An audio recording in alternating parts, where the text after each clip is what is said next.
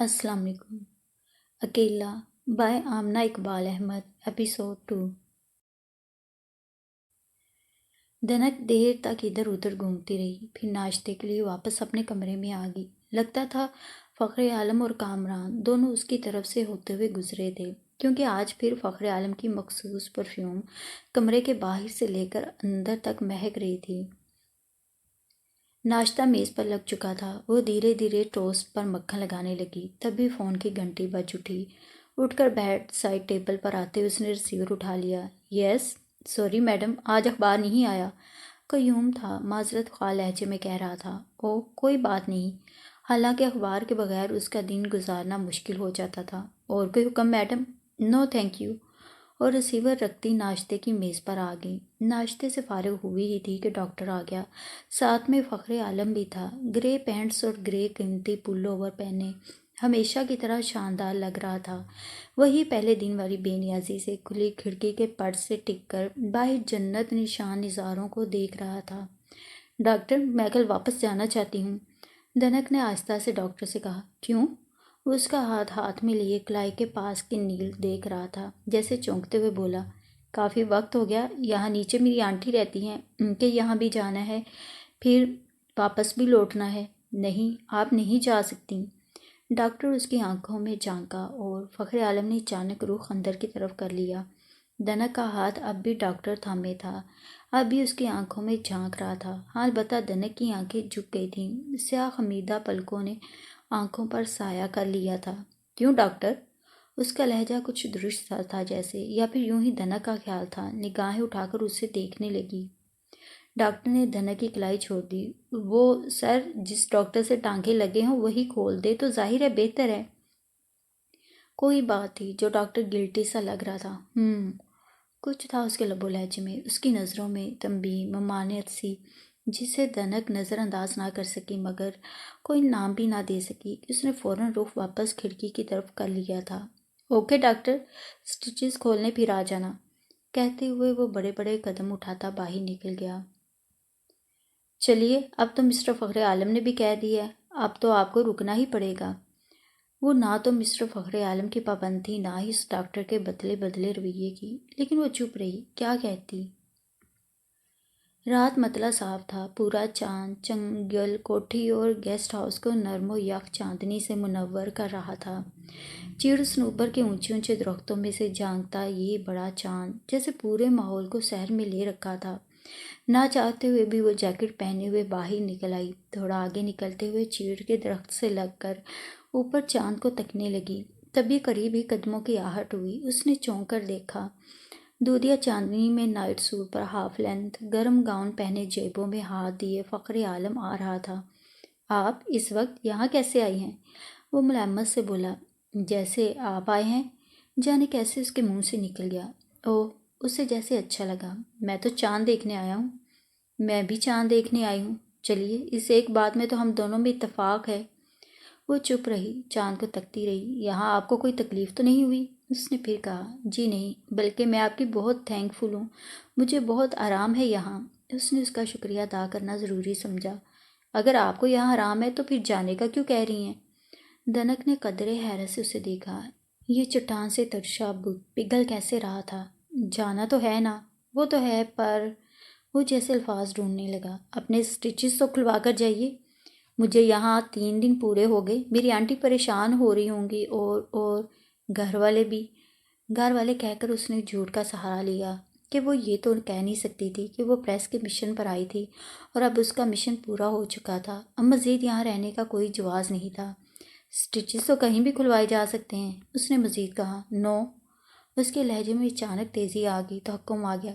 Stitches यहीं खुलेंगे, और जब तक तो मुकम्मल ठीक नहीं हो जाती नहीं जा सकती यहाँ से। और वो अचानक मुड़कर चल दिया। वह हैरान से उसे तकती रह गई।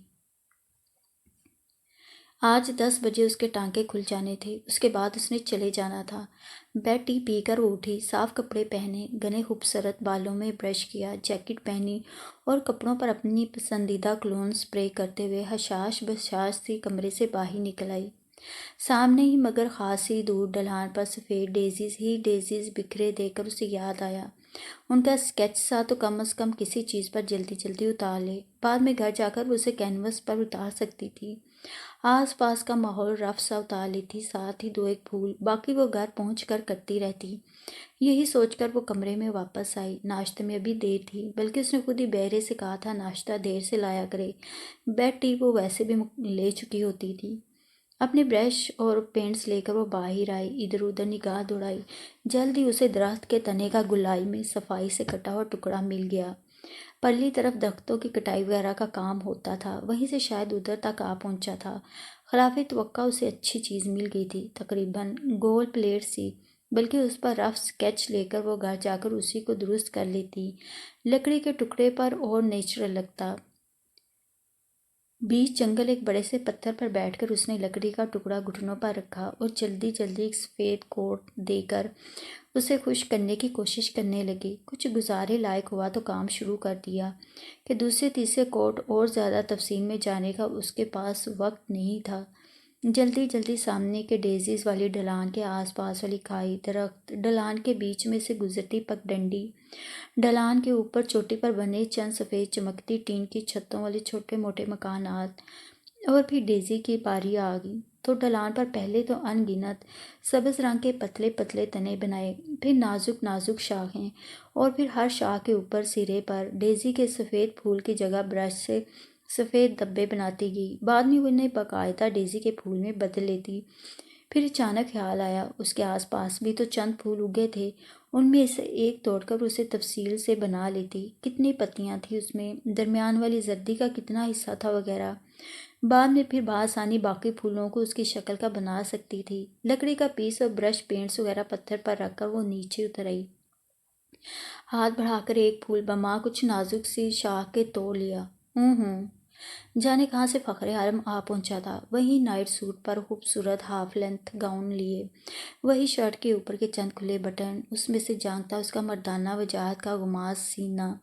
دنک کی نظریں جھک گئی۔ پھول توڑنا منع ہے، تمہیں معلوم نہیں؟ اس کی جھکی نظروں کو تکتا وہ اپنے مخصوص دھیمے لہجے میں بولا۔ یہ بھی؟ ان سے تو جنگل بھرا پڑا تھا۔ وہ پودے پر ہنوز جھکی نظریں اوپر اٹھاتے ہوئے بولی۔ ہاں یہ بھی۔ اس کا چہرہ سنجیدہ، آنکھیں شوق تھیں، گاؤن کی جیبوں میں ہاتھ دیے سامنے دیکھ رہا تھا۔ جانے کیوں دنک کے خوبصورت چہرے پر سایہ سا لہرا گیا۔ اسی طرح جھکے جھکے اس نے پھول کے شاخ کی اس کے باقی حصے کے ساتھ گرہ لگا لی، اور فخر عالم اس کی اس حرکت پر اچانک زور سے ہنس دیا۔ وہ وہیں بیٹھے بیٹھے حیرت سے اسے دیکھنے لگی۔ نام آتا ہے اس کا؟ وہ خوشگواری سے پوچھنے لگا۔ نہیں۔ وہ ابھی وہیں بیٹھی تھی، چہرہ پھولا پھولا سا تھا۔ اس نے ہاں کہنا ضروری نہیں سمجھا۔ ڈیز آئی کہتے ہیں اس کو۔ وہ اس کے پھولے پھولے چہرے کو دیکھتا مسکرا کر بولا۔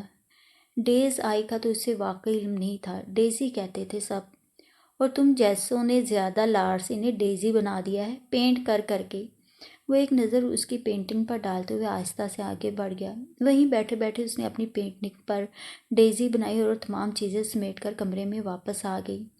ناشتہ کیا۔ ٹھیک 10 بجے ڈاکٹر نے آ کر ٹانکے کھولے اور اب وہ جانے کو تیار تھی۔ اس نے اپنا مختصر سا سامان اکٹھا کیا، بیگ کندھے سے لٹکایا اور فخر عالم کے گھر کی طرف چلی۔ اس کا شکریہ تو اس نے بہرحال ادا کرنا تھا۔ وہ گھر میں نہیں تھا، جنگل میں کام دیکھنے گیا تھا۔ وہ وہیں چل دی۔ بڑے بڑے درختوں کی مشینوں سے کٹائی ہو رہی تھی، ایک طرف تختے تراشے جا رہے تھے، پاس ہی دریا میں درختوں کے کٹے تنے پانی کے بہاؤ کے رخ چلے جا رہے تھے۔ فخر عالم وہیں موجود تھا، بیج کلر پینٹ اور بیج ہی رنگ کے فر کی لائننگ والی جیکٹ میں ملبوس، بہت ڈیشنگ لگ رہا تھا۔ اسے دیکھ کر پاس چلا آیا۔ مسٹر فخر عالم، میں اب بالکل ٹھیک ہوں اور گھر جا رہی ہوں، وہ خوشگوار لہجے میں بولی۔ کچھ دیر قبل کی تو میں سب بلا کر سٹیچز کھل گئے؟ بالکل کھل گئے، وہ مسکرا دی۔ ٹھیک، اب میں تمہیں روک نہیں سکتا، وہ بھی مسکرایا۔ اس کے بعد کے انداز میں، اس کی مسکراہٹ میں بے پناہ کشش تھی، مقناطیسی قوت تھی۔ کاش وہ اچھا آدمی بھی ہوتا۔ آپ نے میرا بہت خیال رکھا ہے۔ I am so grateful to you. Oh no, it was no problem at all. تم ہماری مہمان تھیں، مہمان کا خیال رکھنا تو فرض بنتا ہے۔ وہ قدرے رکا، کچھ سوچا، پھر مسکرایا۔ بائی دا وے مس، تمہارا یہاں نزول کیسے ہوا؟ کہاں سے آئیں؟ کس سلسلے میں آئیں؟ وہ مسکرا کر کہہ رہا تھا۔ وہ قدرے گڑبڑائی، پھر خود کو سنبھالا۔ بڑی جلدی خیال آیا؟ وہ مسکرا دی۔ چلو دیر سے صحیح، بتا تو دو کیوں آئی تھیں، کیسے آئی تھیں؟ اس کی آنکھوں میں شوق سی چمک تھی۔ وہ ہنس دی۔ آپ تو یوں سا پوچھ رہے ہیں جیسے کہ پریس رپورٹر کسی کا انٹرویو کر رہا ہو۔ اور فخر عالم کا جاندار قہقہہ بلند ہوا۔ نہیں، ایسی بات نہیں ہے، پریس رپورٹر سے تو میں خود الرجک ہوں۔ اوہ، وہ دھیرے سے مسکرائی۔ اچھا اب چلتی ہوں، آپ میرا سوال گول کر گئی ہیں۔ میں دراصل نیچے گاؤں میں اپنی آنٹی کے پاس آئی تھی، آپ کا جنگل، اسپیشلی یہ ڈیزیز والی ڈھلان۔ اس نے اس ڈھلان کی طرف اشارہ کیا جس پر وہ دونوں اس وقت کھڑے تھے۔ مجھے فیسینیٹ کر گئی، سوچا پینٹ کر لوں، مگر یہ پتہ نہیں تھا کہ چند گھنٹوں کی جگہ کئی دن لگ جائیں گے۔ اس کی گھنی بھویں سوالیہ اوپر اٹھ گئیں، آنکھوں کی چمک مزید بڑھ گئی۔ جی ہاں، وہ مسکرائی۔ اچھا خدا حافظ، اور قریب ہی انہیں بڑے بڑے پتھروں سے دریا پار کرنے لگی جن سے یہاں آتے ہوئے کراس کیا تھا۔ خدا حافظ، فخر عالم نے کہا اور اسے جاتے ہوئے دیکھنے لگا۔ وہ اس پار پہنچی تو غیر عادی طور پر پیچھے مڑ کر دیکھا۔ فخر عالم وہیں کھڑا تھا، ہاتھ سے اسے ویو کیا اور مڑ کر اپنے کام کی طرف جانے لگا۔ دنک نے بھی ویو کا جواب ویو ہی سے دیا اور تیزی سے آنٹی کے گھر کی طرف بڑھنے لگی۔ آج شام کی ٹرین سے اس نے واپس جانا تھا۔ اس رات اسے آنٹی نے زبردستی روک لیا تھا۔ اگلے دن وہ شام کو ٹرین میں بیٹھی، وہی 2 دن کا سفر۔ شام کے سائے گہرے ہو رہے تھے جب وہ اپنے فلیٹ میں پہنچی۔ رات جوں توں کر کے آنکھوں میں کاٹی، اس پر عجیب سی خوشی، انوکھی سی سرشاری طاری تھی۔ آج وہ آفس جائے گی۔ اشفاق انکل اس کا خط پا کر کتنے متحیر، کتنے خوش ہوں گے۔ پھر ڈسکشن ہوگی اور اگلے دن میگزین میں بڑے بڑے حروف میں مسٹر فخر عالم کے متعلق سرخی چھپے گی دنک کے نام کے ساتھ۔ اور وہ آصف کی بھی تو خبر لے گی۔ کیسے مسٹر فخر عالم کا سائڈ لیتا تھا، سرے سے اسے مجرم گردانتا ہی نہیں تھا۔ تم کیوں اس کے پیچھے ہاتھ دھو کر پڑی ہو؟ کورٹ نے فیصلہ دے دیا، بس دے دیا۔ ضروری ہے بہن قتل ہوئی تو بھائی بھی ختم ہو؟ یہ کہاں کا انصاف ہے؟ اسے آصف کے الفاظ یاد آئے۔ اچھا شرمندہ ہوگا۔ وہ دل ہی دل میں خوش ہو رہی تھی۔ وہ صبح صبح تیار ہوئی، خاصی ہنکی ہو رہی تھی۔ یہاں بھی گرمی دم توڑ چکی تھی اور صبح یخ بستہ ہو چکی تھی۔ دن گھٹ رہے تھے اور شامیں سرد ہو چلی تھیں۔ موسم کی مناسبت سے اس نے رنگ برنگے پھولوں والے کپڑے پہنے، میچ کرتا دوپٹہ لیا، ہلکا سا گرے رنگ کا بغیر آستین سویٹر پہنا اور گھنے خوبصورت بالوں میں برش کرتے ہوئے کندھے سے اپنا ہینڈ بیگ لٹکاتی کچن میں فرزانہ کی طرف گئی۔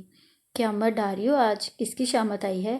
فرزانہ اسے توصیفی نظروں سے دیکھتے ہوئے اس کے کپ میں چائے ڈالتے ہوئے بولی۔ وہ دونوں صبح کے وقت یوں ہی جلدی میں کچن میں ہی ناشتہ کر لیا کرتی تھیں۔ آج بہت جلدی میں ہوں، اس نے کپ ہونٹوں سے لگایا۔ واپس آ کر بتاؤں گی سب۔ یعنی سچ مچ کسی کی شامت آئی ہے؟ ہاں، وہ مسکرا دی۔ کچھ بتاؤ نا۔ اسے تجسس ہوا۔ کچھ نہیں، سارا بتاؤں گی مگر آفس سے آ کر۔ اس نے خالی کپ میز پر رکھا اور دروازے کی طرف بڑھی۔ آفس پہنچ کر وہ سیدھی چیف ایڈیٹر کے آفس میں آ گئی۔ السلام علیکم سر، وہ خوش خوش بولی۔ وعلیکم السلام، بیٹھو بیٹا۔ انہوں نے اپنے سامنے کی کرسی کی طرف اشارہ کیا۔ سناؤ کیا حال چال ہے، کچھ کامیابی ہوئی یا نہیں؟ اپنے سامنے کی کھلی فائل بند کرتے ہوئے وہ متجسس نظروں سے اسے دیکھنے لگے۔ وہ کچھ الجھ سی گئی۔ پورا حال تو وہ خط میں لکھ چکی تھی، اور کامیابی؟ اس سے بڑھ کر کامیابی کیا ہونی تھی؟ سر خط میں نے سارا لکھ تو دیا تھا۔ خط؟ کون سا خط؟ کہیں سر مذاق کے موڈ میں تو نہیں تھے؟ سر پلیز، میں آپ کو کئی دن پہلے خط بھجوا چکی ہوں، اس میں نے ہر بات لکھ دی تھی، اپنے مشن میں کہاں تک کامیاب ہوئی ہوں یہ آپ سے بڑھ کر کون جان سکتا ہے۔ تمہارا فون آیا تھا، وہ بھی کچھ ادھورا سا، لیکن خط تو مجھے کوئی نہیں ملا۔ وہ سنجیدگی سے بولے۔ میرا خط آپ کو نہیں ملا؟ وہ حیرت سے پوچھنے لگی۔ نہیں بیٹی، ملا ہوتا تو میں چھپاتا کیوں؟ ہاں یہ، انہوں نے قریبی دراز کھولا، ابھی تمہارے نام ایک خط آیا ہے۔ انہوں نے خط کا لفافہ اس کی طرف بڑھایا۔ یہ تو ٹھیک ہے مگر میرا خط کہاں گیا؟ وہ پریشان سی لفافہ کھولنے لگی۔ خط انگریزی میں لکھا تھا اور اس کا متن کچھ یوں تھا۔ میڈم رپورٹر، تم میرے گھوڑے کے ٹاپوں میں آ کر گری تھیں تو مجھے سخت حیرت ہوئی تھی۔ میرے علاقے میں کسی لڑکی کا کیا کام، اور وہ بھی بغیر کسی اطلاع یا اپائنٹمنٹ کے؟ پھر تمہارے قریب زمین پر گرا پینٹنگ برش دیکھ کر مجھے خیال آیا تم کوئی ٹورسٹ ہو، میرے قاعدے اصولوں سے ناواقف ہو۔ یہ جنگل یا کوئی سینری تمہیں اچھی لگی تھی اور تم اسے پینٹ کرنے آئی تھی، مگر چوٹوں کی تکلیف سے تم نے غنودگی میں جب امی امی پکارا تو میں چونک اٹھا۔ یہ آواز میں نے کہیں سنی تھی، کہاں؟ کسی طرح یاد نہیں آ رہا تھا۔ سارا دن بار بار دماغ پر زور دیا مگر یاد نہیں آیا، جبکہ یہ بات اپنی جگہ مسلم تھی کہ تمہاری آواز میری سنی ہوئی تھی۔ میں محتاط ہو گیا، اپنے گارڈز اور ملازموں کو چکنا کر دیا، اور پھر اگلے دن میرا دوست کامران آیا تو ہمیں ایک فون نمبر کی ضرورت پڑی جو اس نے پچھلی بار گیسٹ رومز کے اسی کمرے میں جہاں تم مقیم تھیں اپنے قیام کے دوران الماری شیلف میں بچھے اخبار کے ایک کونے پر لکھا تھا۔ میں تمہارے کمرے میں آیا، دستک دی، کوئی جواب نہ پا کر میں سمجھ گیا تم کہیں باہر ہو۔ نمبر چونکہ ہمیں بہت ضروری چاہیے تھا اس لیے مجبوراً میں اندر چلا گیا، سیدھا الماری کی طرف۔ الماری کھول کر اخبار الٹ پلٹ کرنے لگا، نمبر بھی مل گیا مگر ساتھ ہی تمہارا لکھا ہوا نوٹ بھی، اور مجھے میرے سوال کا جواب مل گیا۔ کیا واقعی آپ بے گناہ ہیں یا آپ کی بے پناہ دولت آپ کو بے گناہ ثابت کرنے میں معاون ہوئی ہے؟ آپ کی چپ کیا اس بات کا ثبوت نہیں کہ یہ قتل آپ نے ہی کیا ہے؟ طنز حقارت اور زہر اگلتی یہ آواز میرا پیچھا کر رہی تھی۔ میں نے تمہاری شکل تو نہیں دیکھی تھی پر تمہاری آواز میرے لاشعور میں محفوظ ہو گئی تھی، اور اب میں سمجھا تم کس مقصد سے آئی تھی۔ میں نے نوٹ وہیں رہنے دیا کہ اب میں سمجھ گیا تھا۔ پڑھ کر خوف تو ضرور ہوئی مگر اب میں اس انتظار میں تھا کہ تم کب اسے مکمل کرتی ہو اور کب پوسٹ کرتی ہو۔ میڈم، تم نے رات کو لاش ٹرک میں ڈالتے 2 آدمیوں کو دیکھا تھا۔ میں نے بتیاں بھی نہیں چلائی تھی، ٹارچ سے کام لے رہا تھا۔ ان میں سے ایک آدمی کو لاش ٹھکانے لگانے رقم دی تھی، ساتھ ہی کچھ ہدایات بھی تو۔ میڈم ڈیٹیکٹو، وہ لاش ان 2 آدمیوں کی والدہ کی تھی، ہارٹ فیل ہونے سے فوت ہوئی تھی اور لائٹ اس وقت فیل ہوئی تھی۔ میں بتیاں کیا جلاتا؟ ٹارچ اس لیے استعمال کیا کہ روشنی کی ضرورت تھی۔ آدمی کو رقم اس لیے دی کہ وہ اپنے گاؤں پہنچ کر اپنی والدہ کی تجہیز و تکفین کر سکے۔ اپنے ہر بندے کی اس قسم کی ضروریات میرے ہی ذمے ہیں۔ اس کے علاوہ کسی کو قتل کر کے لاش ٹرک میں دھکیلی جاتی ہے، سفید چادر سے ڈھانپ کر احترام کے ساتھ چارپائی پر نہیں رکھی جاتی۔ بہرحال تمہارا قصور نہیں، تم یقیناً اس وقت خوف زدہ ہو گئی تھیں۔ پھر تم نے لکھا تھا کہ تم اس انتظار میں ہو کہ کسی طرح تمہیں پتہ چل سکے کہ اپنی بہن کو میں نے ہی مارا ہے، اور یہ کہ اسی دن تم انہیں فون بھی کرنے والی ہو۔ اب میں تو تمہاری حرکات و سکنات پر نظر رکھنے لگا تھا۔ تمہیں یاد ہوگا تمہارے فون کرتے وقت میں مسلسل وہاں موجود رہا تاکہ تم ایڈیٹر کو کوئی اطلاع نہ دے سکو، اور اسی رات میں نے اپنے باتھ روم کی کھڑکی میں سے تمہیں درخت پر چڑھتے دیکھا تھا۔ روشنی مدھم سہی، تمہارے ہاتھ میں ٹیپ ریکارڈر میں نے دیکھ لیا تھا۔ میں فوراً کمرے میں آیا، کامران کو جلدی جلدی بات سمجھائی۔ میں شراب نہیں پیتا، صرف تمہیں دکھانے کو میں نے 2 گلاسز میں کوک ڈالی، اسے بھی پکڑائی اور خود بھی گلاس تھام لیا۔ بہرحال تمہاری ہر مشکل میں نے اسی وقت حل کر دی۔ سمینا میری بہن کے قتل کا اقرار بھی کیا۔ پھر فون کی گھنٹی بجی، ریسیور اٹھاتے ہی وہ آگے سے بند ہو گیا۔ تم نے دیکھا بھی ہوگا میں چند لمحے ریسیور کو خالی خالی نظروں سے دیکھ رہا تھا، پھر اچانک خیال آیا قاتل تو سمجھتی ہی ہو، اسمگلر بھی صحیح۔ میں بند فون پر ایک اسمگلر کی ایکٹنگ کرتا رہا۔ رہی سلمیٰ والی بات تو وہ محض گپ تھا اور کچھ نہیں۔ کبھی کبھی میں سوچتا ہوں تمہیں بیوقوف بنانے کے لیے میں کیا کیا نہ بنا۔ میری عین توقع کے مطابق تم نے خط مکمل کر کے قیوم کو پوسٹ کرنے دیا، وہ میں نے اس سے لے لیا، پوسٹ ہونے نہیں دیا۔ اور تم اپنا ٹیپ ریکارڈر بھی دیکھ لو، اس میں بلینک کیسٹ ہوگا، تمہارا والا میرے قبضے میں ہے، تمہارے کمرے میں آ کر میں نے بدل لیا تھا۔ وہ قاتل ہے، اسمگلر ہے، شرابی ہے، عورتوں سے کھیلتا ہے، اتنے بہت سارے اور اتنے خوبصورت کمپلیمنٹس کے لیے میں تمہارا مشکور ہوں۔ تم نے یہ بھی نہ سوچا کہ اگر میں اتنا پست و ذلیل تھا تو تم کیسے یہاں حفاظت سے رہ پائیں؟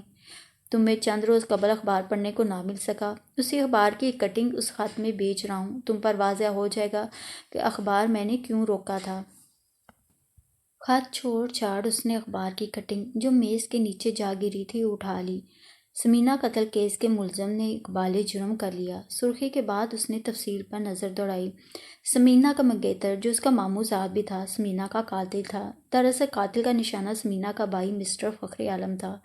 فخر عالم کو ختم کر کے وہ سمینا کے ذریعے تمام جائیداد کا واحد مالک بننا چاہتا تھا، مگر بدقسمتی سے مسٹر فخر عالم کے بستر میں مس سمینا سو رہی تھیں، جنہیں چاقو سے پے در پہ وار کر کے ختم کر دیا گیا۔ بیٹی، مسٹر فخر عالم کی بہن کو تو اس کے منگیتر نے قتل کیا ہے، اخبار میں پڑھا ہوگا تم نے۔ ایڈیٹر اشفاق کی آواز پر وہ چونکی۔ جی ہاں۔ خود کو بمشکل سنبھالتے ہوئے اس نے سر کرسی کی پشت سے ٹکا لیا، چند ثانیے کے بعد آگے بڑھتے ہوئے میز پر رکھے جگ میں سے پانی گلاس میں ڈال کر پینے لگی۔ شاید ایسے ہی حواس درست ہوں، کام کرنے لگیں۔ اس نے باقی کے خط پر نظر ڈالی۔ تم ایک رپورٹر ہو، بجائے غصے کے تمہاری یہ ادا مجھے اچھی لگی، اس لیے مجھے بھی یہ سب کرنے میں مزہ آ رہا تھا، اچھا لگ رہا تھا سب۔ تمہاری جرنلزم امید ہے اچھی جاری ہوگی۔ خدا حافظ، قاتل، سمگلر، شرابی، وومنائزر، جو بھی سمجھو۔ جانے باقی کا وقت اس نے آفس میں کیوں کر گزارا۔ چکراتے ذہن، گھومتے سر اور ڈگمگاتے قدموں سے وہ فلیٹ پر پہنچی تو اپنا ہینڈ بیگ ایک طرف اچھال کر اپنے بستر پر اوندھی پڑ رہی۔ آنکھ کھلی تو شام کے سائے ملگچے ہو رہے تھے، موسم خوشگوار تھا اور اسٹریٹ پر کے لیمپ روشن ہو چکے تھے۔ فرزانہ چائے بنا کر بیٹھی اسی کی منتظر تھی۔ وہ اٹھی، جلدی سے باتھ روم گئی، منہ دھویا اور واپس آ کر فرزانہ کے سامنے والی کرسی پر بیٹھ گئی۔ فرزانہ نے اس کے کپ میں چائے ڈالی۔ جب سے آئی ہو کچھ کھوئی کھوئی سی لگ رہی ہو، کیا بات ہے؟ فرزانہ اپنی چائے میں چمچ چلاتے ہوئے اس کے چہرے کو بغور دیکھتی بولی۔ نہیں تو۔ وہ گڑبڑا سی گئی۔ وہ واقعی اپنے حواسوں میں نہ تھی۔ وہاں کا قیام، قدم قدم پر فخر عالم کی جاسوسی، اس کو فوراً اس کے رپورٹر ہونے کا علم ہو جانا، دوست کے لیے فون نمبر ڈھونڈتے ڈھونڈتے اس کے نوٹس پڑھ لینا جو اس نے ایڈیٹر کو لکھے تھے۔ پھر جب وہ فون کرنے گئی تھی وہ بڑے خوشگوار موڈ میں ملا تھا، مطلب اس کو سب پتہ تھا۔ پھر تمام وقت وہیں بیٹھے رہنا کہ وہ فون پر کچھ کہہ نہ سکے۔ رات کو اسے درخت پر چڑھنے اور بالکنی میں اترتے وقت اس کا فوراً اپنے دوست سے ساز باز کرنا، گلاس میں ڈرنک لینا، اپنی بہن کے قتل کا ذکر کرنا، بند فون پر اسمگلنگ کی باتیں کرنا، فرضی سلمیٰ کا انتظار کرنا، اور دھنک سمجھتی رہی کہ اس نے میدان مار لیا۔ پھر وہ پراسرار قسم کے گارڈز، ان کی عجیب سی اسے گھورتی نظریں۔ 2 دفعہ اس کے کمرے میں سے فخر عالم کی مخصوص پرفیوم کی مہک آنا، تب بھی وہ سمجھ نہ سکی کہ معاملہ کیا تھا۔ ایک بار وہ کمرے میں فون نمبر ڈھونڈتے اس کا ایڈیٹر کے نام ادھورا خط پڑ گیا تھا۔ دوسری بار وہ کیسٹ لینے آیا تھا جس میں اس کی بظاہر ڈرنک ہو کر باتیں کرنے کا تمام ثبوت تھا۔ بائی دا وے مس، تمہارا یہاں نزول کیسے ہوا؟ کہاں سے آئی؟ کس سلسلے میں آئی؟ وہ مسکرا کر کہہ رہا تھا، بلکہ اب سوچتی تھی تو اس کی مسکراہٹ میں ایک فاتحہ کسی شان تھی۔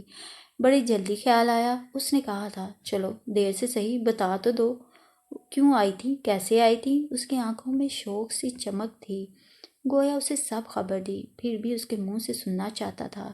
آپ تو یوں پوچھ رہے ہیں جیسے کوئی پریس رپورٹر کسی کا انٹرویو کر رہا ہو۔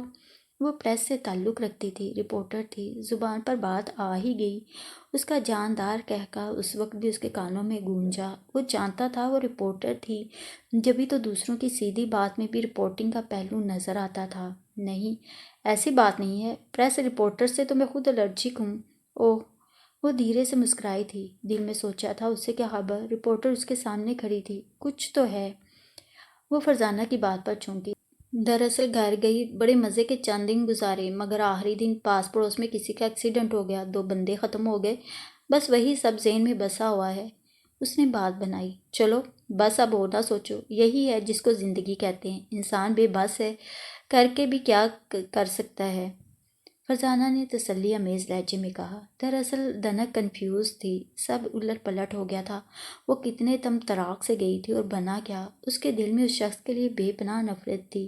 اس کے کرتوت اسے پاگل کیے دیتے تھے، اس کی ٹھاٹ باٹ، آن بان، شان و شوکت سے اسے آگ لگتی تھی، مگر وہ تو ایسا نہیں تھا، بلکہ اس کے برعکس تھا۔ بہرحال اس نے چائے پی، پھر فرزانہ کے ساتھ چند ضروری چیزیں خریدنے بازار چلی گئی۔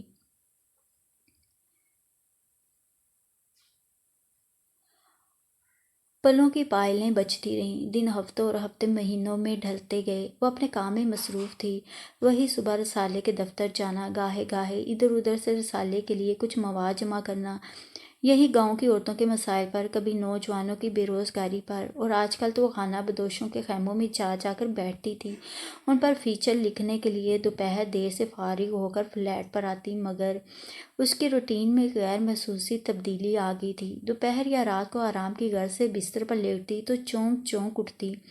لمبے اونچے پائنز میں الجھے سفید بادل، اکثر کوہر میں ڈوبا لکڑی کا چھوٹا سا پل، اس پر کھمبے میں لگی راستے کی نشاندہی کرتی فوگ لائٹ، گھڑی گھڑی بارش، دھند، ٹھنڈ، اور کچھ اور بھی، ایک بے حد ہینڈسم ڈیشنگ ہیلا، اور اس سے آگے وہ سر جھٹک دیتی۔ کوئی اتنا خوبصورت خواب دیکھنے کی قائل نہ تھی۔ سردی سے گرمی اور اب ایک بار پھر رت بدل رہی تھی۔ راتیں یخ بستہ اور دن چھوٹے ہو گئے تھے۔ گلابی جاڑے ہمیشہ اس کے حواس تک میں اتر جاتے تھے۔ سردیوں میں وہ ایک نامعلوم سی خوشی محسوس کرتی تھی۔ سفید شلوار، مسٹرڈ کلر پرنٹڈ قمیض اور مسٹرڈ دوپٹے کے ساتھ ہم رنگ شوز پہنے وہ بس سٹاپ پر کھڑی بس آنے کا انتظار کر رہی تھی۔ آج پھر امی کا خط آیا تھا۔ ایک بار پھر اصرار کیا تھا۔ وہی اس کی شادی کے سلسلے میں چند ماہ قبل بھی اسے رشتے کی امی نے بہت تعریف لکھی تھی، مگر وہ صاف مکر گئی تھی۔ اب بقول امی وہ لوگ ایک دفعہ پھر آئے تھے، پھر اصرار کر رہے تھے، مگر جانے کیا بات تھی، اس کا دل مانتا ہی نہیں تھا۔ وجہ کیا تھی؟ شاید رسالے کی رپورٹنگ بذات خود، بلکہ صحافت بذات خود ایک بہت دلچسپ چیز تھی اور وہ اس سے وابستہ رہنا چاہتی تھی۔ پھر وہ سوچتی کیا اتنا ہی تھا، مگر جب ایمانداری سے دل ٹٹولتی تو یہ بات دوسرے درجے پر نظر آتی۔ کچھ اور تھا جو شادی میں مانے آ رہا تھا۔ سال بھر قبل واقعی وہ صحافت کو اولین درجہ دیتی تھی، مگر اب جیسے کوئی اور بات تھی۔ مان اس نے دیکھا سامنے سے گاڑی آ رہی تھی۔ ڈرائیور گاڑی ڈرائیو کر رہا تھا اور پچھلی سیٹ پر فخر عالم بیٹھا تھا، ساتھ ہی ایک لڑکی بھی۔ پہلے تو اس کے دل کی دھڑکنیں بے ترتیب سی ہوئیں، آنکھوں میں قندیلیں سی جل اٹھیں، مگر دوسرے لمحے کھلے ہوئے چہرے پر یاسیت چھا گئی، آنکھوں کی چمک ماند پڑ گئی۔ شاید فخر عالم کو دیکھ کر اسے خوشی ہوئی، مگر اس کے ساتھ کسی لڑکی کو دیکھ کر وہ مایوس ہو گئی تھی۔ بہرحال اس نے رخ دوسری طرف کر لیا، جیسے اس نے دیکھا ہی نہ ہو۔ گاڑی گزر گئی اور وہ اس کی دھول کو تکتی رہ گئی۔ بس میں بیٹھنے لگی تو پاؤں جیسے من کے بھاری محسوس ہوئے اور وہ دل سے یہ سوال کیے بنا نہ رہ سکی، کیا فخر عالم کو چاہنے لگی تھی؟ دن سونے راتیں بے کیف لگنے لگیں۔ یہ کیا ہو گیا تھا؟ وہ ایک سائے کے لیے بے قرار رہنے لگی تھی۔ اس کے ساتھ بیٹھی لڑکی کو خود اس نے اپنی آنکھوں سے دیکھا تھا، پھر بھی دل تھا کہ بے قابو ہو رہا تھا۔ وہ اپنے دل کو بہت سمجھاتی، کہاں وہ محلوں میں رہنے والا، کہاں دھنک ایک مڈل کلاس لڑکی، اور پھر فخر عالم کے ساتھ وہ لڑکی۔ صاف پتہ چلتا تھا کہ دونوں کی انڈرسٹینڈنگ تھی آپس میں۔ پھر ایسے میں ایک سائے کے پیچھے بھاگنا، اپنے دن راتوں کا سکھ چین گنوانا، مگر کیا یہ سب اس کے بس میں تھا؟ سردیاں گزر گئی، گرمیاں آئیں اور خوب زور و شور سے کمرے سے باہر نکلتے ہوئے لگتا تھا پگھل جائے گا بندہ۔ ایسے میں اچانک امی کا فون آ گیا، چند دن کی چھٹی لے کر پہاڑ پر پہنچو، ہم لوگ آج ہی جا رہے ہیں۔ خوشی تو اسے ہر بار ہوتی تھی ہل اسٹیشن پر جانے کی، مگر اس بار خوشی کچھ نرالی تھی، انوکھی تھی۔ اس نے فوراً ہی چھٹی کی درخواست دے ڈالی، جو منظور ہو گئی، اور 2 دن ہی بعد وہ اپنی امی ابو اور بہنوں تسلیم اور نیلم کے ساتھ تھی۔ ان سب کو پا کر اسے تقویت کا احساس ہوا کہ دل جو اب اس کا نہیں رہا تھا، اپنوں کو پا کر اپنے وجود کا احساس تو ہونے لگا تھا، ورنہ وہاں تو ایک خالی خول کی مانند تھی، خالی خالی نظریں، بجھی سی روح۔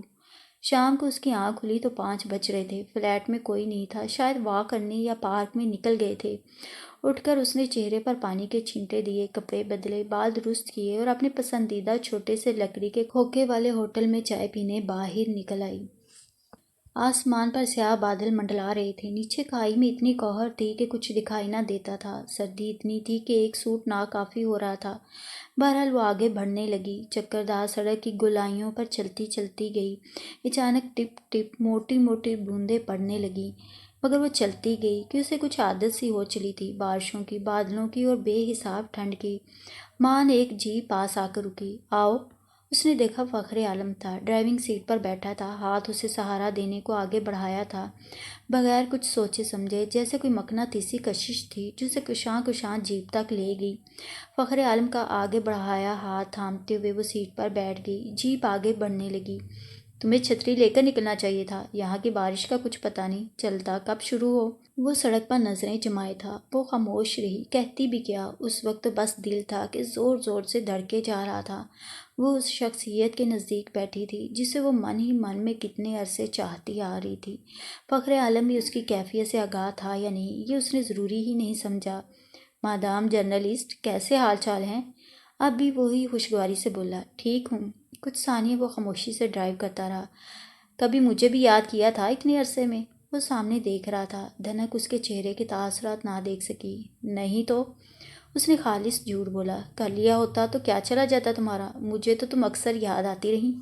رخ پھیر کر اس نے دھنک کو دیکھا۔ کوسے قضا کے تمام رنگ دھنک کے چہرے پر چھا گئے، سیاہ جھالریں پلکیں جھک گئیں، نازک ہاتھ کانپ سے گئے۔ کیوں؟ اس نے ہمت مجتمع کی، سامنے دیکھتے ہوئے بولی۔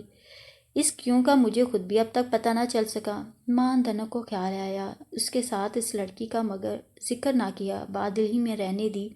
اس نے دیکھا چھوٹا سا بازار نیچے رہ گیا تھا اور وہ اوپر ہی اوپر بڑھ رہا تھا۔ میں نے تو بازار میں اترنا تھا، وہ بول پڑی۔ کیا کام ہے بازار میں؟ اطمینان سے کہتا وہ چلتا ہی گیا۔ پلیز بتاؤ کیا کام ہے بازار میں؟ چائے پینی تھی۔ اوہ، وہ خوبصورتی سے مسکرایا۔ چائے نہیں، کافی پئیں گے، دونوں مل کر، میرے گھر میں۔ پلیز، اچھا نہیں لگتا، آپ کے ملازم وغیرہ کیا سوچیں گے؟ وہ زور سے ہنس دیا۔ اور وہ جو پہلے آئی تھی، وہ تو میرے پروفیشن کا تقاضا تھا۔ وہ بھی ہنس دی۔ انہیں تو تب بھی معلوم نہیں تھا کہ تم اپنے پروفیشن سے آئی ہو۔ پتہ نہیں کیوں اب کے بغیر کسی مقصد کے جانا گلٹی سا محسوس کرتی ہوں۔ ایسا کرو، تم میرا انٹرویو لو۔ اور نہ چاہتے ہوئے دھنک کھلکھلا کر ہنس دی۔ No, I mean it. You are going to be the very first reporter to have my interview. وہ اب بھی ہنس رہا تھا۔ اتنے مہربان کب سے ہو گئے؟ جب سے تمہیں دیکھا تھا۔ وہ لڑکی، اسے پھر خیال آیا، فلرٹ تھا یہ یونانی دیوتا۔ جیپ دریا پر سے پل کراس کرتی اس کے علاقے میں داخل ہو گئی۔ وہی جنگل تھا پچھلے سال 1.5 والا، اسی میں ٹیڑھا میڑھا راستہ تھا جس پر جیپ آگے بڑھ رہی تھی۔ وہی لکڑی کا مکان تھا، وہی اس کے آگے چھوٹا سا لکڑی کا پل، وہی گھر کے پیچھے والی مصنوعی جھیل میں سے آ کر پل کے آگے آبشار کی صورت میں گرتا پانی، لکڑی کا جھونپڑ نما مکان اب بھی درختوں اور سبزے میں گھرا تھا۔ اوپر کی بالکنیوں میں سے اب بھی ان گنت سرخ پھول جھول رہے تھے۔ مکان کی ڈھلانی چھت آج بھی سرخ پھولوں سے ڈھکی تھی اور قدم قدم پر خودرو ڈیزیز اس وقت بھی سر اٹھائے نرم خرم ہوا میں جھوم رہے تھے۔ جیپ آگے چل کر بائیں جانب پورچ میں رک گئی۔ کئی ملازم اب تک چوکنے ہو گئے تھے۔ فخر عالم کے ساتھ ساتھ انہوں نے دھنک کے لیے بھی دروازہ کھولا۔ ان کے چہرے جانے پہچانے تھے، اسے دیکھ کر خوش لگ رہے تھے، جیسے اچھا لگا ہو انہیں اس کا آنا۔ فخر عالم اسے اسی حال میں لے گیا جہاں قریباً 1.5 سال قبل وہ فون کرنے آئی تھی۔ پھر اسے ملحقہ قدرے چھوٹے لاؤنج میں، یہاں گداز قالین پر قیمتی صوفے لگے تھے، ہر طرف کھڑکیاں تھیں، پردے ہٹائے گئے تھے اور باہر بادل میں لپٹے پائنز چپ چاپ کھڑے موسلادھار بارش کے تپھیڑے سہ رہے تھے۔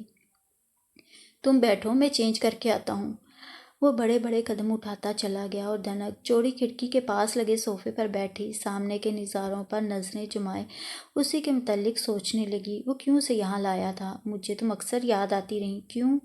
اس کیوں کا مجھے خود بھی اب تک پتہ نہ چل سکا۔ اس کی باتوں میں اشارہ تھا اس کے لیے پسندیدگی کا، مگر صرف پسندیدگی سے کیا ہوتا ہے؟ وہ تو اسے چاہتی تھی بے تحاشا۔ دفتن وہ اندر آ گیا۔ لائٹ گرے شلوار قمیض، اوپر سے اسی رنگ کا نرم اور قیمتی سویٹر، پاؤں میں چپل، جیسے ریلیکس ہونا چاہتا تھا۔ قریب آ کر وہ اس کے مقابل والے صوفے پر بیٹھ گیا۔ تم خاصی بھیگ گئی ہو، وہ تشویش سے بولا، پھر مسکرایا۔ میرے کپڑے پہنو گی؟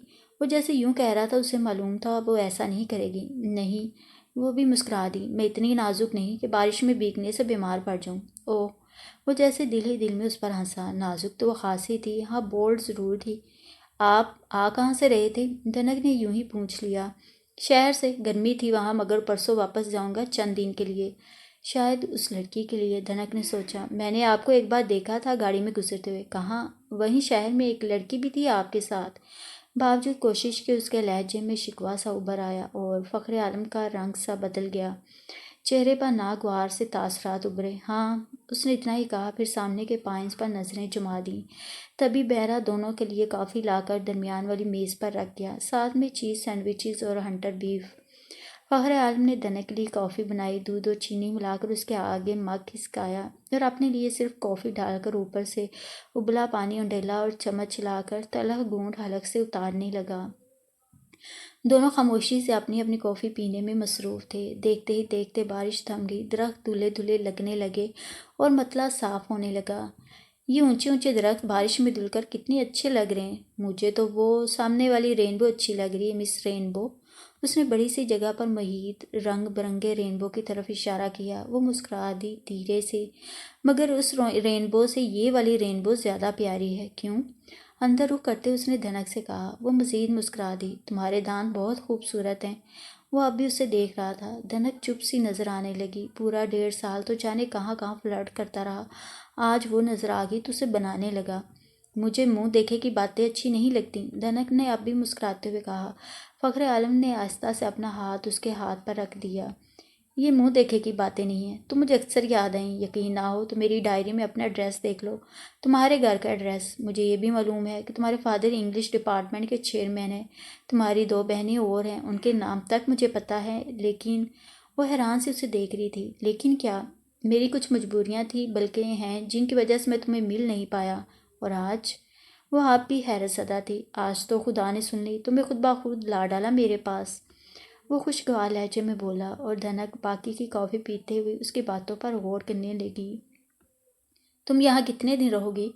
فخر عالم نے خالی مگ میز پر رکھتے ہوئے پوچھا۔ یہی 8-10 دن۔ اوہ، پھر تو میں شہر سے جلدی واپس آؤں گا، وہ مسکرایا۔ کیوں؟ وہ دل نشیں آنکھوں سے اس کی آنکھوں میں جھانکا۔ اس لیے کہ یہاں تم ہو، اس لیے کہ یہاں میں تمہیں ملتا رہوں گا، اور اس لیے کہ میں تم سے پیار کرتا ہوں۔ کچھ اور پوچھنا ہے؟ وہ اب بھی اس کے جھکے سر، سرخ چہرے اور کانپتی لرزتی پلکوں کو دیکھ رہا تھا۔ وہ لڑکی کون تھی؟ کانٹا تو اس کے دل میں چبھا ہی تھا۔ اوفو، بھول کیوں نہیں جاتی ہو اس لڑکی کو؟ کیسے بھول جاؤں؟ وہ پھولے پھولے منہ کے ساتھ بولی۔ جیسے میں بھول گیا ہوں۔ دھنک کو ایک گھونا تسلی ہوئی۔ کون تھی وہ؟ وہ شاید اپنی مزید تسلی کی خاطر بولی تھی، بس کوئی، اور آئندہ تم اس کا ذکر نہیں کرو گی۔ اس نے بات ہی ختم کر دی۔ اس سے بھی اور زیادہ کریدنا اچھا نہ لگا۔ ٹھیک تھا، جو بھی تھی اس کی، اب تو نہیں تھی نا۔ وہ مطمئن سی نظر آنے لگی۔ تھوڑی دیر دونوں طرف خاموشی چھائی رہی۔ اب پلیز مجھے چھوڑ آئیں۔ کافی کا خالی مگ اس نے میز پر رکھ دیا۔ چھوڑ آؤں گا، ایسی بھی کیا جلدی ہے؟ اندھیرا ہو چکا ہے۔ وہ کھڑکی میں سے چھوٹے چھوٹے گھروں کی اونچی نیچی بتیوں کو جگمگ جگمگ کرتے دیکھتے ہوئے بولی۔ فخر عالم نے ہاتھ بڑھا کر لائٹ آن کر دی۔ کہاں ہے اندھیرا؟ مذاق نہیں پلیز، وہ دیکھے سارا گاؤں بتیاں جلا چکا ہے۔ وہ کچھ انیزی سی لگ رہی تھی۔ تم وہی ہو جو راتوں کو درختوں پر چڑھتی تھی؟ وہ خوبصورتی سے ہنس دی۔ اب شاید میں بزدل ہو گئی ہوں، پیار میں ایسا ہوتا ہی ہے۔ کافی تجربے کار لگتے ہیں آپ۔ وہ اٹھ کھڑی ہوئی۔ تھوڑا تھوڑا، کبھی کبھار، اور وہ چل پڑی۔ فخر عالم نے جھٹ سے اس کا ہاتھ پکڑ لیا۔ یار، مذاق بھی نہیں سمجھتی ہو؟ کیا چیز ہو؟ یہ مذاق نہیں ہے، اچھا نہیں ہے۔ اس کی شکل مسکین ہوگی۔ آئندہ میں نے کسی لڑکی کو آپ کے ساتھ دیکھا نا تو کیا کرو گی؟ وہ جلدی سے بولا۔ ماروں گی میں۔ کس طرح؟ اس طرح۔ اپنا ہاتھ چھڑا کر اس نے ہلکا سا مکہ اس کے مضبوط سینے پر دے مارا۔ اس کا نازک سا وار اسے اچھا لگا، محفوظ ہوا، اٹھ کھڑا ہوا۔ چلو میم، تمہیں چھوڑ آئیں۔ دونوں لاؤنج سے باہر آ گئے۔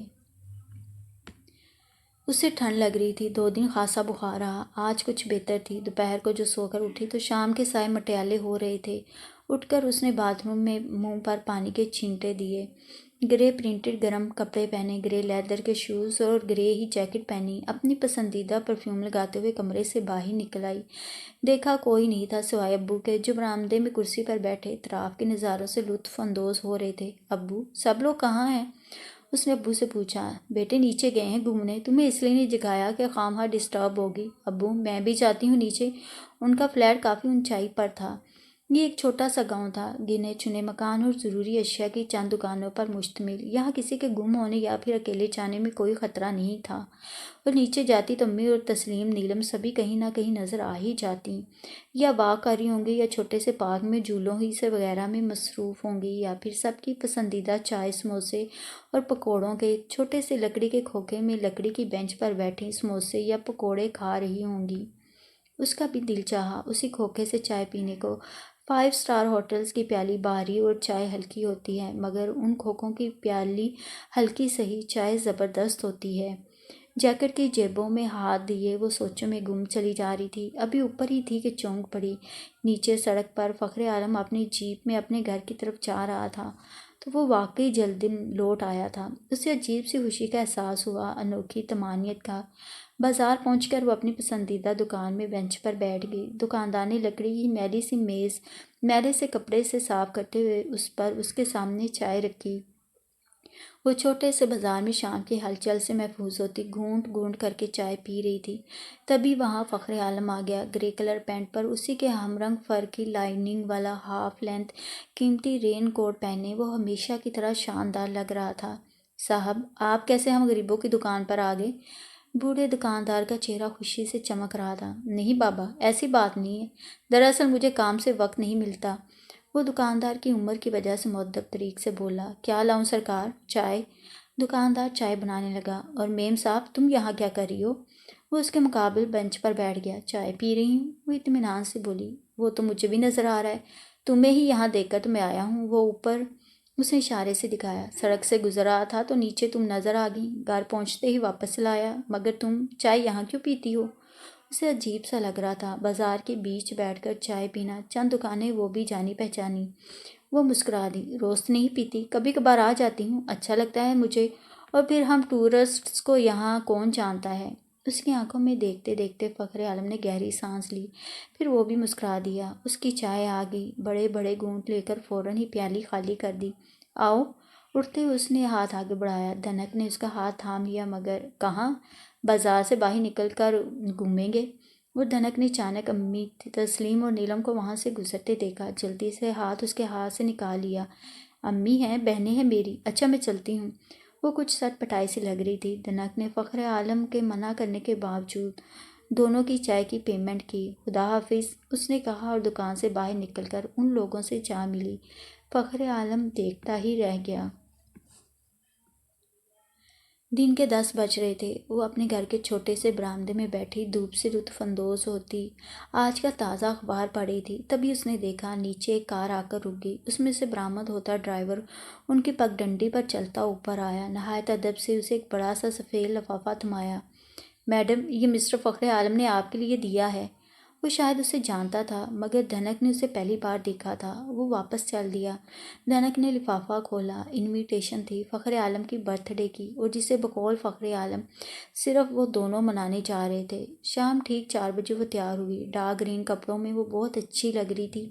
अपने हनी ब्राउन स्ट्रेट खूबसूरत बालों में ब्रश किया, कपड़ों के हम रंग दुपट्टा, लेदर के शूज़ पहने और अम्मी के पास किचन में आ गई। अम्मी मैं जाऊँ, देर हो रही है। उसने सुबह ही अपनी किसी कुलीग की सालगिरह का कहकर अम्मी से इजाज़त ले रखी थी। जाने क्यों फ़ख्र आलम का बराह रास्त ना कह पाई थी। गो अम्मी ने यहाँ भी एतराज़ नहीं करना था कि उसका प्रोफेशन ही ऐसा था, मर्दों से बिला झिझक मिलना, बातचीत करना। हाँ बेटा, मगर जल्दी वापस आना। अच्छा अम्मी। और वो शॉर्टकट से होती उसी जगह आ गई जहाँ करीबन 1.5 साल कबल उसने यही दरिया पार किया था। बड़े बड़े पत्थर अब भी मौजूद थे। कटे हुए दरख्तों के तने अब भी पानी के बहाव पर रवां दवां थे। वो एहतियात से पत्थरों पर कदम जमाती दूसरे किनारे पर पहुंच गई। फ़ख्र आलम वही खड़ा था। ऊंचा कद, चौड़े शाने, गंदमी सेहतमंद रंग, पुरकशिश नकोश, घनी स्याह भवें, स्याह चमकती आंखें, स्याह कीमती सूट सेब तन किए। शाहाना अंदाज से वो किसी देवमलाई कहानी का शहजादा लगा। Happy birthday sir. उसने मुस्कुराते हुए फ़ख्र आलम की तरफ फूलों का खूबसूरत गुलदस्ता बढ़ाया। Thank you ma'am. फ़ख्र आलम ने भी उसी लहजे में कहा। हे एक हाथ से उसने बुक्के पकड़ लिया और दूसरे हाथ से उसका नाजुक हाथ थाम लिया। याद है कुछ अर्सा पहले यहाँ कैसे आकर लुढ़की थी? उस मखसूस जगह से गुजरते हुए फ़ख्र आलम ने मुस्कुराते उसे याद दिलाया। मगर आज तो मैं लीगल तौर पर आई हूँ, चोरी से नहीं। लीगली आ जाओ ना धनक प्लीज़। उसने उसके हाथ में थामे हाथ पर अपने पुरकशिश लब रख दिए। धनक के रगों पे में सनसनाहट सी दौड़ गई। स्याह खमीदा पलकें गिनने उठने लगीं। उसका ये रूप फ़ख्र आलम को मशहूर कर गया। उसका हाथ थामे थामे वो उसे घर के अंदर ले गया। आज भी बड़े से हाल में कीमती क्रिस्टल के बड़े बड़े फानूस हाल को खूबसूरत बना रहे थे। दीवारों पर लगी बेशकीमत पेंटिंग्स अपने मकीन के ज़ौक़ का पता दे रही थीं। बेशबहा मुजस्मे हाल की जीनत बढ़ा रहे थे, और ऊपर जाती चौड़ी कारपेटेड सीढ़ियों के पास रखा बड़ा सा पियानो हाल की रौनक में इजाफा कर रहा था। दबे से ईरानी कालीन पर चलते दोनों उसी दिन वाले बगल के लाउंज में आ गए। सालगिरह के आसार तो कोई ना थे। शायद वो यूं ही सादगी से अपनी सालगिरह मनाया करता था। दोनों एक दूसरे के मुकाबले चौड़ी खिड़की के करीब सोफों पर बैठ गए। बाहर हमेशा की तरह फितरत अपना हुस्न लुटा रही थी। करीब के ऊंचे पहाड़ सरबलफल दरख्तों में बादल धुआं धुआं हो रहे थे। हर तरफ पहाड़ और दरख्त। फ़ख्र आलम का घर जैसे सरसब्ज प्याले के पेंदे में वाक़या था। ये वाले दरख्त किस चीज़ के हैं? मशहूर सी धनक ने पाइन्स के अलावा बड़े बड़े दरख्तों की तरफ इशारा किया। ये अखरोट के हैं। मगर वो मुस्कुराया। तुम्हें पके हुए अखरोट बमुश्किल नजर आएंगे। क्यों?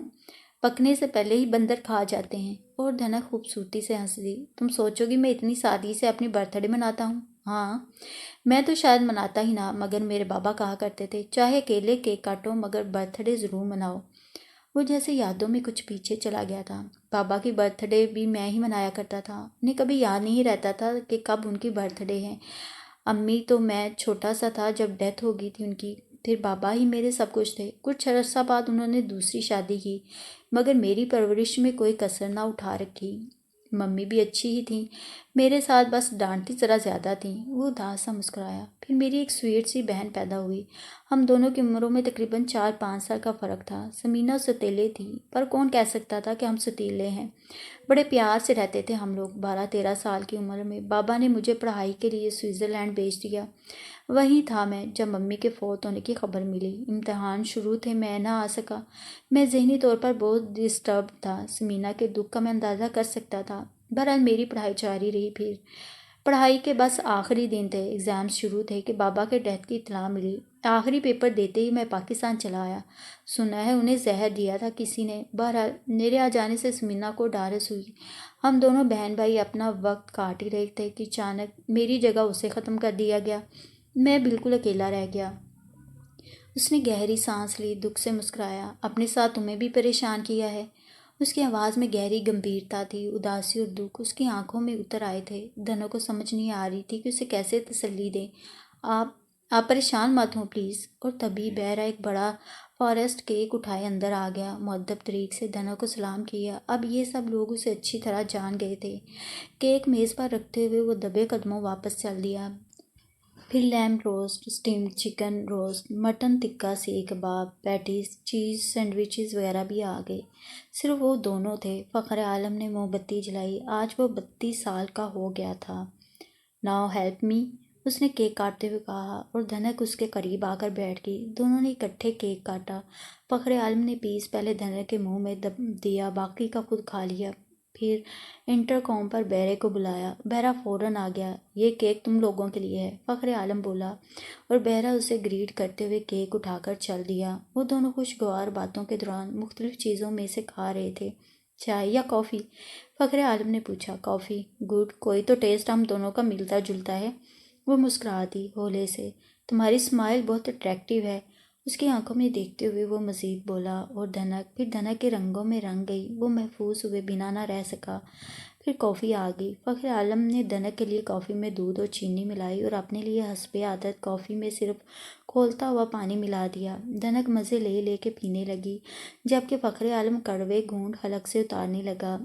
حلق جل جائے گا؟ دھنک مسکراتے ہوئے بولی۔ حلق کا کیا ہے، میں تو سارے کا سارا جل رہا ہوں کافی عرصے سے۔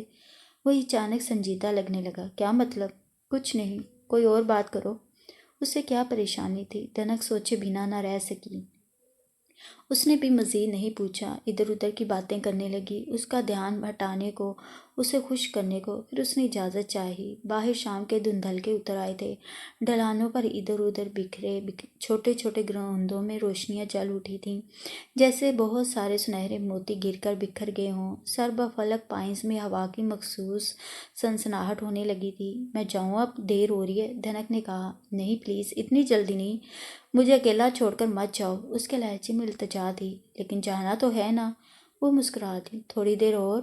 اس نے دھیرے سے اس کا ہاتھ اٹھایا، ہولے سے اپنے ہونٹ اس پر رکھ دیے، اور پھر جیسے اچانک کچھ یاد آیا، دل نشیں آنکھوں میں شوق چمک لہرائی، پرکشش لبوں پر شریر مسکراہٹ۔ تم مجھے کس نہیں دو گی؟ آج میری برتھ ڈے ہے۔ اور جھجکتے دھنک نے اپنے یاقوتی ہونٹ اس کے ہاتھ پر رکھ دیے۔ یہاں نہیں۔ اس نے اپنا گال قریب کر دیا۔ یہاں۔ اور دھنک نے وہاں بھی ہولے سے اپنے لب رکھ دیے۔ فخر عالم مدہوش سا ہو گیا۔ آہستہ سے اسے اپنے سینے سے لگایا اور دھیرے دھیرے ڈھیر سارا پیار کر لیا۔ اب جاؤں؟ اس کی گرفت سے نکلتے ہوئے وہ دھیرے سے بولی۔ وہ شرمائی سی تھی، پلکیں اوپر اٹھ نہ پا رہی تھیں۔ وہ محفوظ ہوتے ہوئے دھیرے سے مسکرایا۔ چلو، میں تمہیں چھوڑ آتا ہوں۔ دونوں اٹھ کھڑے ہوئے۔ صرف دریا کنارے تک؟ کیوں؟ آگے کہیں امی ابو مل گئے تو شامت آ جائے گی۔ ٹھیک ہے، آؤ۔ اس نے دھنک کا ہاتھ تھام لیا۔ دونوں باہر نکل آئے، ایک دوسرے کے ہاتھ میں ہاتھ دیے اپنی دھن میں مست باتیں کرتے ہوئے چلے جا رہے تھے۔ تبھی ایک لمبی سی سفید گاڑی فخر عالم کے گھر کے ٹیڑھے میڑھے راستے پر آتی انہیں دیکھ کر رک گئی۔ فخر عالم نے آہستہ سے اس کا ہاتھ چھوڑ دیا۔ جسٹ اے منٹ، اس نے دھنک سے کہا اور گاڑی کی طرف بڑھا۔ یہ وہی لڑکی تھی جسے ایک بار دھنک نے شہر میں فخر عالم کے ساتھ گاڑی میں بیٹھے دیکھا تھا اور جس کی سوچ اکثر اس کے ذہن میں سر ابھارتی۔ اس کا دل بیٹھ سا گیا۔ فخر عالم قریب پہنچا تو وہ گاڑی سے اتر آئی۔ بے اختیار بازو فخر عالم کی گردن میں حمائل کر دیے بے تحاشا اس کے چہرے پر پیار کرنے لگی۔ ہیپی برتھ ڈے مائی لو۔ وہ قدرے دم لینے کو رکی تو اسے گریٹ کیا۔ تھینکس، فخر عالم مختصراً بولا۔ تم اندر جاؤ، میں انہیں چھوڑ کر آتا ہوں۔ اس کا اشارہ دھنک کی طرف تھا۔ ہو از شی سپوز ٹو بی؟ وہ بڑی حقارت سے دیکھنے لگی۔ میرے بابا کے دوست کی بیٹی ہے، فخر عالم نے بات بنائی۔ اچھا ڈارلنگ، جلدی آنا۔ وہ گاڑی میں اندر کی طرف گئی اور فخر عالم دھنک کی طرف۔ دھنک نے کوئی سوال نہ کیا کہ سنبھال کی گنجائش باقی نہ رہی تھی، نہ ہی فخر عالم کچھ بولا کہ اس کے پاس بھی صفائی دینے کو کچھ بچا نہیں تھا۔ دریا پار کرنے والی جگہ پر پہنچے تو وہ کچھ بھی بولے بنا آگے بڑھ گئی۔ خدا حافظ بھی نہیں کہو گی؟ وہ اداس سا بولا کہ اسے یقین تھا دھنک کا اس پر سے اعتماد اٹھ چکا تھا۔ نہیں، وہ رندی ہوئی آواز میں بولی اور پتھروں پر پاؤں رکھتی دریا پار کرنے لگی۔ اس پار پہنچی تو نہ چاہتے ہوئے بھی پیچھے مڑ کر دیکھا۔ فخر عالم اب بھی وہیں کھڑا تھا۔ اسے دیکھتے پا کر ہاتھ سے ویو کیا اور تھکے تھکے قدموں سے اپنے گھر کی طرف بڑھنے لگا۔ اپنے آپ کو مصروف رکھنے کو اب ہر وقت تسلیم اور نیلم کے ساتھ رہنے لگی۔ وہ جہاں جاتی نہ چاہتے ہوئے بھی ساتھ چل پڑتی۔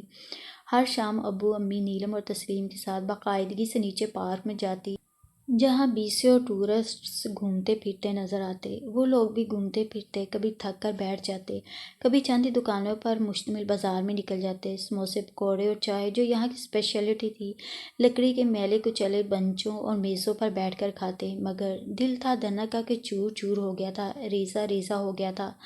سب کے ساتھ مل بیٹھتے ہوئے بھی جیسے اپنے آپ کو تنہا محسوس کرتی، بات بات پر چونک اٹھتی۔ آج شام وہ نیلم اور تسلیم کے ساتھ چائے کی دکان پر بیٹھی چائے پی رہی تھی۔ حسب عادت نیلم اور تسلیم چہک رہی تھیں، جبکہ وہ پیالی ہاتھ میں پکڑے خلاؤں میں گو رہی تھی۔ تبھی اس کی نظروں میں دو ہیلے ابھرے۔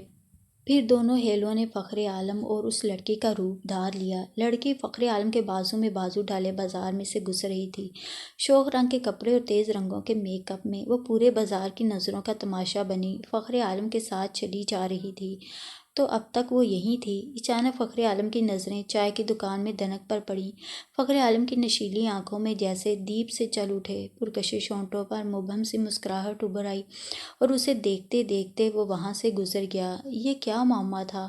پہلو میں ایک لڑکی اور شاید دل میں دوسری، پر نہیں، دھنک نے جلدی ہی اپنے خیال کی تردید کی۔ وہ فخر عالم کے دل میں نہ کبھی تھی، نہ ہے اور نہ رہے گی۔ وہ ایک امیر گھرانے کا فلرٹ آدمی تھا اور بس۔ چائے سے فارغ ہو کر وہ لوگ پھر سے گھومنے نکلیں۔ راستے میں پھر وہ دونوں مخالف سمت سے آتے مل گئے۔ فخر عالم اب بھی اسے دیکھ رہا تھا۔ اس کی نظروں میں پیار تھا، اپنائیت تھی، مگر دھنک سیدھی نکل گئی کہ وہ اس کی منزل نہیں تھا، وہ اس کا مقدر نہیں تھا۔ بھلا دریا کے دو کنارے بھی کبھی مل پائے تھے؟ اس کی زرین خوبصورت آنکھوں میں دو تارے سے ابھرے۔ اس نے جلدی سے آنکھیں جھپک لیں، مبادا کوئی دیکھ لے۔ اس کی چھٹی بھی کل ختم ہونے والی تھی، پرسوں واپس ڈیوٹی پر جانا تھا۔ اچھا تھا چلی جاتی، اس تپتی آگ کی لپٹوں سے تو نکل پاتی۔ چلتے چلتے اس کے پاؤں پر ایک پتھر آ گرا، اتنا بڑا بھی نہیں تھا۔ چوٹ تو لگی مگر اتنی بھی نہیں کہ وہ وہیں بیٹھ کر پھوٹ پھوٹ کر رونے لگی۔ پھر روتی چلی گئی کہ دل پر بہت بوجھ تھا، ہلکا کرنے لگی اسے۔ تسلیم اور نیلم حیران تھیں کہ دھنک تو بہت صابر، بہت مضبوط ہوا کرتی تھی۔ گھر پہنچ کر کھانے کے بعد باقی کا سارا وقت وہ بہنوں کے ساتھ ٹی وی دیکھتی رہی، جبکہ اس سے قبل وہ باوجود بہنوں کے اصرار کے سیدھی جا کر بستر میں گھس جاتی کہ جب آنکھیں بند کرتی تو فخر عالم آن ٹپکتا، اور آج ایسی کوئی ضرورت نہ رہی تھی۔ کل اس نے واپس جانا تھا۔ آج دن کو سب گھر والے کھانا ساتھ لے کر 2-3 میل دور پکنک منانے گئے۔ دوپہر کو گھر آئے تو وہ تھکی تھکائی اپنے بستر میں گھس گئی۔ سو کر اٹھی تو طبیعت کچھ بحال تھی۔ وہ باتھ روم گئی، منہ ہاتھ دھوئے، مونگیا گرم کپڑوں پر گرے رنگ کا خوبصورت سویٹر پہنا، کپڑوں کے ہم رنگ دوپٹہ لے کر جوگرز پہنے، کپڑوں پر پرفیوم کی اسپرے کی اور باہر برآمدے میں نکل آئی۔ گھر خالی پا کر اسے ہنسی آ گئی۔ اگر وہ کبھی سو رہی ہوتی تو ان لوگوں نے کبھی اس کا انتظار نہیں کیا، بس چل پڑے جدھر منہ کیا۔ وہ بھی باہر آ گئی، چلتی چلی گئی، بازار سے بھی آگے نکل گئی۔ یہاں وہ اکثر رک جایا کرتی تھی۔ دائیں طرف بہت بڑی کھائی تھی جو خاص طور سے اس وقت کوہر سے اٹی پڑی ہوتی تھی۔ کچھ بھی تو نظر نہ آتا تھا سوائے سفید سفید دھند کے۔ دور اس پر البتہ 5ویں چھٹی چوٹی پر لمبی قطار میں درخت ڈوبتے سورج کی سرخی چرائے کھڑے رہتے تھے، اتنے سیدھے اور اتنے برابر فاصلے پر، جیسے یونیفارم پہنے فوج کے جوان کسی مہم پر جانے کو تیار کھڑے ہوں۔ مان موٹی موٹی بوندیں پڑنے لگیں۔ وہ تو چھتری بھی بھول آئی تھی، نہ ہی رین کوٹ کی ضرورت محسوس کی تھی۔ یہاں یہی تو اکثر دھوکہ ہو جاتا تھا۔ سنہری چمکتی دھوپ میں گھر سے نکلو اور پل بھر میں اچھی طرح بھیگ کر گھر واپس پہنچو۔ بارش تیز سے تیز تر ہونے لگی۔ گھر خاصا دور تھا۔ وہ چند قدم پر ٹوٹے پھوٹے کھنڈر نما مکان میں گھس گئی۔ کم از کم ٹین کی چھت تلے وہ چند گھڑی پناہ تو لے سکتی تھی۔ اندر ٹین کی چھت کے جل ترنگ اور باہر غضب کی بارش اور ہوا کا طوفان۔ اسے تو یہ بھی بہت اچھا لگ رہا تھا، مگر بارش اور طوفان نے طول پکڑ لی، جل تھل ہونے لگا بارش کی، جیسے آسمان سے لے کر زمین تک چادر سی تن گئی اور وقت سے کہیں پہلے اندھیرا چھا گیا۔ اب وہ کچھ پریشان سی نظر آنے لگی۔ سامنے ڈھلانوں اور چوٹیوں پر کے مکانوں کی بتیاں چل اٹھی تھیں، اچانک جیسے ان گنت تارے آسمان سے ٹوٹ کر پہاڑ پر یہاں وہاں بکھر گئے تھے۔ اس گپ اندھیرے میں ٹمٹماتی بتیاں، طوفان باد و بارہ اور یہ ٹوٹا پھوٹا کھنڈر، پراسرار سا لگ رہا تھا سب۔ اس پر کسی کے بھاری قدموں کی چاپ۔ وہ دم ساتھ کر کھڑی ہوگی۔ اسے بارش کی پہلی بوند کے ساتھ ہی گھر کی طرف چل پڑنا چاہیے تھا۔ اس طرف کم از کم آبادی تو تھی، کسی کے مکان میں بھی گھڑی دو گھڑی کو پناہ لے سکتی تھی۔ وہ پچھتائی اور لمحوں میں ہی رین کوٹ پہنے، بارش میں سر سے پاؤں تک بھیگا فخر عالم اس کے سامنے تھا۔ اندھیرا ہونے کے باوجود وہ اسے پہچان گئی۔ اوہ، تم بھی یہاں ہو؟ Good evening ma'am. فخر عالم نے بھی اسے پہچان لیا تھا۔ اس نے کوئی جواب نہیں دیا، بلکہ ان ایزی سا محسوس کرنے لگی۔ دونوں بازو سینے پر لپیٹے ہوئے وہ ٹوٹے دروازے کے چوکھٹ سے ٹیک لگا کر کھڑا ہو گیا، نظریں باہر کے طوفان پر جما دیں۔ تمہیں یہاں اکیلا نہیں آنے چاہیے تھا۔ اسی طرح باہر دیکھتے ہوئے وہ پھر بولا۔ دھنک نے اب بھی کوئی جواب نہیں دیا۔ بولو گی نہیں؟ ہاں۔ اس نے رخ دھنک کی طرف کر لیا۔ وہ چپ تھی۔ بات کرو نا۔ نہیں۔ اس نے سر نفی میں ہلا دیا۔ خفا ہو؟ اس نے پھر سر انکار میں ہلایا۔ فخر عالم دھیرے سے ہنس دیا، پھر سے باہر دیکھنے لگا۔ آسمان گرج رہا تھا، بجلی چمک رہی تھی، طوفان بڑھ رہا تھا، سردی بے تحاشا اتر آئی تھی۔ دھنک کے کپڑے ناکافی ہو رہے تھے، خاصی بولڈ ہونے کے باوجود۔ پتہ نہیں کیوں اسے آسمانی طوفان اور زلزلے سے بہت خوف آتا تھا۔ اس وقت بھی بادلوں کی گرج اور بجلی کی چمک سے سہمی جا رہی تھی۔ اب تو پانی اندر بھی آنے لگا تھا، تیز ہوا بدن کو چیرتی گزرنے لگی تھی، سردی حد پھاندنے لگی تھی۔ ادھر آ جاؤ، فخر عالم نے اسے کہا کہ اس کی جگہ پھر بھی کچھ گزارا تھی۔ نہیں۔ اس کی ضد پر دھیرے سے مسکرا دیا۔ دیکھو گیلی ہو رہی ہو، بیمار ہو جاؤ گی۔ آپ کو کیا، بیمار بھی ہوگی تو؟ جانے کیسے وہ بول پڑی۔ وہ ہنس دیا خوبصورتی سے۔ میں بھی بیمار ہو جاؤں گا۔ وہ طنزیہ سی مسکرا دی۔ پانی کا تیز ریلا آیا اور اسے سارا بھگو گیا۔ دھنک نے فخر عالم کی طرف دیکھا، مگر اب کہ وہ بھی خاموش رہا۔ وہ خواہاں ضد کیے جا رہی تھی تو وہ کیا کر سکتا تھا۔ اچانک آسمان زور سے گرجا۔ فخر عالم نہ ہوتا تو دھنک کی چیخیں نکل جاتیں۔ وہ اپنی جگہ سے قدرے ہٹ آئی۔ فخر عالم اسے دیکھ دیکھ کر دل نشین انداز میں مسکرا رہا تھا۔ دھنک کو اچھا نہ لگا۔ خوبصورت ماتھے پر شکنیں ابھر آئیں۔ باہر اچانک گپ اندھیرا ہو گیا۔ ایسے موسم میں بجلی بھی فوراً فیل ہو جاتی تھی۔ تمام قصبہ تاریکی میں ڈوب گیا۔ مان دور تک بجلی تڑپی، تمام علاقے کو پل بھر کو روشن کر گئی۔ اس کا دل باقاعدہ دک دک کرنے لگا۔ کچھ اور کھسک کر فخر عالم کی طرف ہو گئی۔ وہ اندھیرے میں اس کی گھبراہٹ سے محفوظ ہوتا، مدھر انداز میں مسکرا رہا تھا۔ اچھا لگ رہا تھا اسے یہ سب۔ یہاں ان دنوں چیتے بھی نکل آتے ہیں، وہ دھیرے سے بولا، اور دھنک اس کے بالکل ہی قریب چلی آئی۔ خوف سے پھیلی آنکھیں لیے وہ اندھیرے میں فخر عالم کو دیکھ رہی تھی۔ اچانک پاس سے ہی کسی جانور کی آواز آئی اور دھنک نے بے اختیار فخر عالم کا بازو پکڑ لیا۔ گیدڑ ہے، شیر نہیں، وہ اطمینان سے بولا، اور خجل سی دھنک نے اپنا ہاتھ اس کے بازو سے ہٹا لیا۔ فخر عالم بمشکل ہنسی روکے اسے دیکھ رہا تھا۔ یکدم ہی ایک بار پھر بجلی تڑپی۔ فخر عالم نے دیکھا دھنک اسے ہی دیکھ رہی تھی، پھیلی پھیلی خوبصورت آنکھیں لیے۔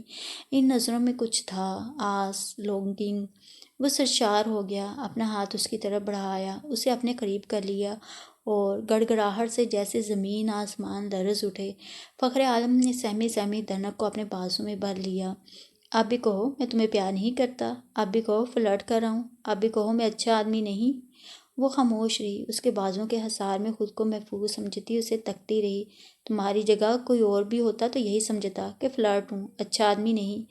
اگر تمہیں پیار کرتا، تمہیں حاصل کرنے کی سوچتا، پر میری جان، میری کچھ مجبوریاں ہیں۔ اس نے گہری سانس لی۔ تمہیں بتا کر میں پریشان نہیں کرنا چاہتا، میں تمہیں چاہتا ہوں بے اندازہ، بے پناہ۔ تمہارے علاوہ تو میں کسی کا سوچ بھی نہیں سکتا، مگر کچھ وقت لگے گا۔ تم امید ہے میرا ساتھ دو گی، میرا انتظار کرو گی۔ اس کے لہجے میں بے بسی تھی، پریشانی سے تھی۔ اس کی بے بسی پریشانی دنوں کو اپنی روح میں اترتی محسوس ہوئی۔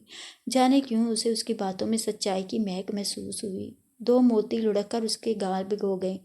میرا گھر، میرا ایڈریس، ٹیلی فون نمبر سب تمہیں پتہ ہے۔ ہم آپس میں ملتے رہیں گے، کب تک یہ میں خود بھی نہیں کہہ سکتا، مگر یہ ضرور کہہ سکتا ہوں کہ میں سچ کہہ رہا ہوں۔ تم سے محبت ہے، فلرٹ نہیں کر رہا، حقیقت ہے یہ۔ اس کی بھیگی بھیگی آنکھوں پر پیار کرتے ہوئے وہ دھیرے دھیرے کہتا گیا۔ بارش کب تھمی، آسمان کب خاموش ہوا، طوفان کب رکا، انہیں کوئی ہوش نہیں تھا۔ خبر تھی تو بس اتنی کہ دھنک فخر عالم کے باسوں میں تھی۔ دونوں کے دل ایک ساتھ دھڑک رہے تھے۔ آؤ تمہیں چھوڑا ہوں، تمہارے گھر والے پریشان ہو رہے ہوں گے۔ فخر عالم ہوش میں آ ہی گیا۔ چلیں۔ اور فخر عالم کے ٹارچ کی روشنی میں وہ محتاط قدم اٹھاتے اونچی نیچے پتھروں ڈھلانوں پر چڑھتے اترتے دھنے کے فلیٹ کی طرف جانے لگے۔ Okay, good night, see you. وہ اس کے گھر سے چند قدم دور ہی رک گیا۔ گڈ نائٹ، وہ بھی دھیرے سے بولی اور آگے بڑھ گئی۔ اسے یہ فکر نہیں تھی کہ گھر میں پوچھ گچھ ہوگی، کیونکہ یہاں کا موسم ہی ایسا تھا۔ گاؤں بھی بالکل چھوٹا سا تھا۔ بارش میں کوئی کہیں رک کر اس کے ختم ہونے کا انتظار کر سکتا تھا، کسی کے گم ہو جانے کا کوئی خدشہ نہیں تھا۔ سوچتی ہوئی وہ گھر کے اندر داخل ہو گئی۔